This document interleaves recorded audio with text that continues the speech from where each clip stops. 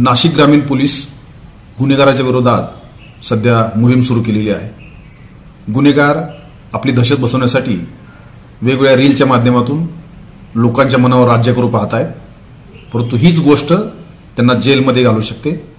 कायद्याने या सर्वांवर कारवाई सध्या सुरू आहे। जे कोणी कायदा मोडेल त्याच्याविरुद्ध पूर्ण जिल्ह्यामध्ये सक्त कारवाई करण्याच्या सूचना देण्यात आलेल्या आहेत। कुठल्याही मुलांनी दहशत पसरवण्यासाठी कुठल्याही चुकीचं कार्य करू नये किंवा एखादं वेपन घेऊन सार्वजनिक ठिकाणी सोशल मीडियावर अशा प्रकारच्या पोस्ट टाकू नये। त्या त्यांच्यासाठी, त्यांच्या कुटुंबियासाठी, सर्वांसाठी धोकादायक असतील।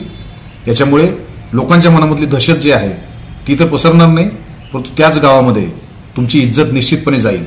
अशा कोणत्याही गोष्टी करू नका। सर्वांसाठी हे नम्र आवाहन आहे।